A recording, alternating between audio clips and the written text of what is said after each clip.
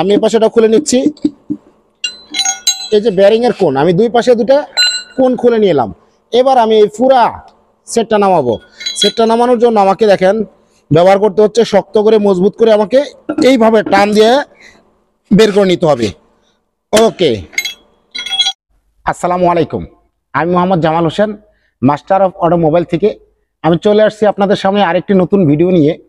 আমরা জানি প্রত্যেকটা পরিবহনে একটি করে ইঞ্জিন ব্যবহার করা হয়। সেই ইঞ্জিনটা কিন্তু পাওয়ারের মাধ্যমে, শক্তির মাধ্যমে গাড়িটাকে রান করে, দৌড়ায়। সেই পাওয়ার ট্রান্সমিশন সিস্টেমে কিন্তু একটি গুরুত্বপূর্ণ যন্ত্রাংশ আছে। সেই গুরুত্বপূর্ণ যন্ত্রাংশের নামটা হলো ডিফারেন্সিয়াল। এটাই কিন্তু ডিফারেন্সিয়াল। এটাকে অনেকে ট্রেল ক্রাউন বলবে। আসলে এটার অনেকগুলো রোগ আছে। অনেক সময় এটা খ্যাট খ্যাট আওয়াজ করে, অনেক সময় রানিংয়ে, গাড়ি যখন রানিং চলতেছে তখন একটা ডাকবে, গো গো করে ডাকবে। অনেক সময় এটা লক হয়ে যায়। অনেক সময় এটার ডিফারেন্সিয়াল অয়েলটা যখন কমে যায় তখন এটার ভিতরে একটা কম্পন হয়, যে কম্পনে পুরো গাড়িটা ভাইব্রেশন হয়। তার মানে এই রোগগুলো আপনাকে নির্ণয় করতে হবে, তারপরে চিকিৎসা করতে হবে। এই ডিফারেন্সিয়ালে কিন্তু এই যে ক্রাউন আছে, ক্রাউনের দাঁতগুলো ভেঙে যেতে পারে, বা ট্রেনের দাঁতগুলো ভেঙে যেতে পারে, ভ্যাবেল পিনিয়ামের দাঁতগুলো ভেঙে যেতে পারে বা ক্ষয় হতে পারে, বা সাইড পিনিয়ামের দাঁত ক্ষয় বা ভেঙে যেতে পারে, বা ভ্যাবেল ওয়াশারগুলো ক্ষয় হয়ে যেতে পারে। তো ব্যারিংগুলো আমাদের ক্ষয় হয়ে যেতে পারে বা ব্যারিংগুলো ভেঙে যেতে পারে। সেই রোগগুলোর সমস্যার সমাধান করতে আমাকে ডিফারেন্সিয়াল গাড়ির থেকে আউট করতে হয়, তারপরে এটা চিকিৎসা করতে হয়।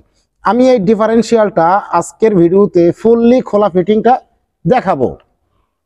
আমার কাজের সুবিধার জন্য আমি অনেকগুলো নাট আগে লুজ করে নিয়েছি।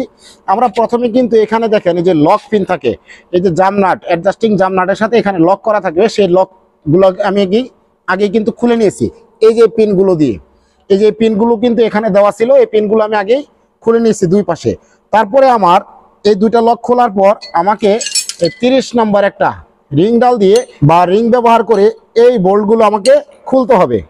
সবগুলো বোল্ট লুজ দিতে হবে। দেখেন এভাবে আমি সবগুলো বোল্ট লুজ দিব। আমি আগেই লুজ দিয়ে নিচ্ছি ভিডিওটা ছোট করার জন্য। দেখেন এভাবে আমি হাতে সবগুলো খুলে নিচ্ছি।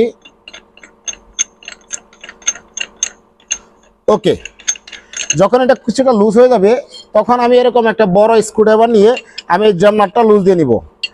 এই পাশেও জামনাট লুজ দিয়ে নিচ্ছি, আমি এই পাশেও জামনাটটা লুজ দিয়ে নিচ্ছি। দেখেন ওকে, আমার দুই পাশে কিন্তু জামনাট লুজ হয়ে গেছে। এবার আমি ফুল ক্যাপ খুলে নিব। ক্যাপ মানে এটাকে চাপা বলবে, মিস্ত্রিরা কিন্তু এটা চাপা বলবে, আমরা বলবো ক্যাপ। এখন এই পাশের একটা ক্যাপ খুললাম, এই পাশের একটা ক্যাপ খুললাম। অনেকেই কিন্তু দুই সাইডে খুলে আলাদা আলাদা করে রাখে।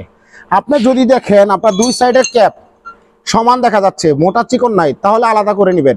আর যদি মোটা চিকন দেখা যায়, যে দেখেন এটার মধ্যে একটা মোটা আছে একটা চিকন আছে, সেক্ষেত্রে আপনাকে আলাদা করতে হবে না। তারপর আমাকে এই জামনাটগুলো খুলতে হবে, অ্যাডজাস্টিং জামনাট। এই পাশেরটা এই পাশে দিলাম, এই পাশেরটা এই পাশে দিলাম। এরপরে আমার যে কাজটা করতে হবে, আমি এই যে ক্রাউন আছে, ক্রাউনের যে ব্যারিংগুলো আছে, সেই ব্যারিংগুলো কিন্তু আমি বের করব। আমাকে প্রথমে কোনটা বের করে নিতে হবে। এই দেখেন একটা কোন বেরিয়ে আসলো। আমি কিন্তু আসলে আমি যে ডিফারেন্সিয়ালটা এখানে রাখছি স্ট্রেট একটা সোজা জায়গায় রাখছি। আপনারা এটা না করে যে এরকম একটা রিম বা ডামের মধ্যে রাখবেন, তাতে এটা পড়ে যাওয়ার সম্ভাবনা থাকবে না।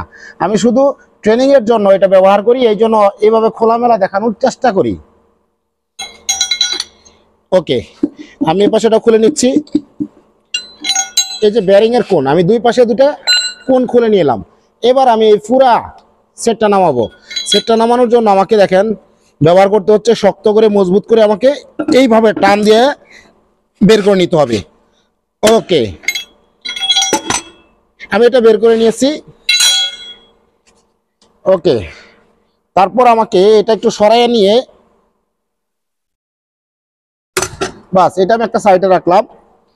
এবার আমি এটার মধ্যে খুলবো। এটার মধ্যে কি কি খুলবো দেখেন, আমি এটাকে ঘুরিয়ে নিব, ঘুরে নিয়ে এই সাইডটা করে নিব। ট্রেনের মধ্যে যে বোল্টগুলো আছে সেই বোল্টগুলো কিন্তু আমি আমার ভিডিও সুবিধার জন্য আগে খুলে নিয়েছি। তারপরে দুইটা রাখছি, আমি দুইটা খুলে নিচ্ছি।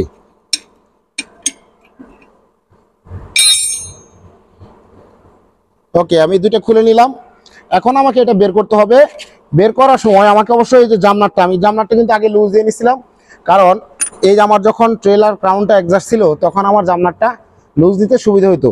যদি এটা আমি আগে লুজ না দেই তাহলে পরবর্তী সময় আমার লুজ দিতে কষ্ট হয়ে যাবে। আমি এটা যখন লুজ দিব, লুজ দেওয়ার পর আমার এই জামনাটটা বেরিয়ে আসলো,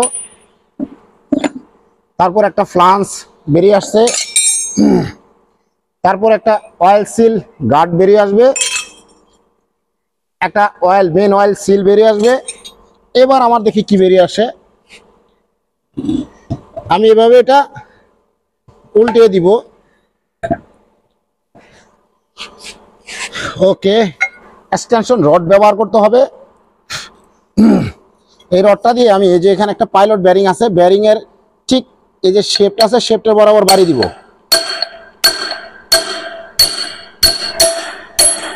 ভিডিওটা না টেনে দেখতে থাকেন, আশা করি কাজে লাগবে।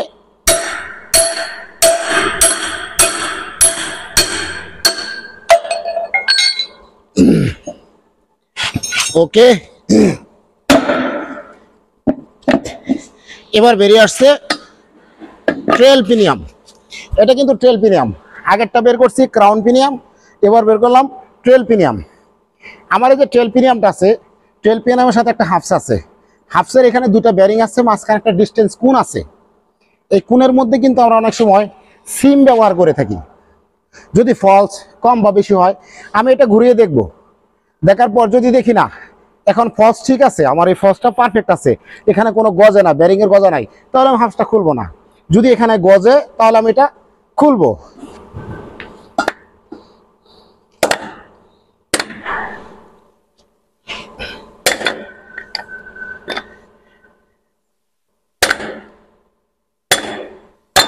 ট্রেল পিনিয়াম থেকে আমার হাফসটা বেরিয়ে আসলো। ওকে, এটাই পুরাটা ট্রেল পিনিয়াম, মাঝখানে একটা ব্যারিং আছে।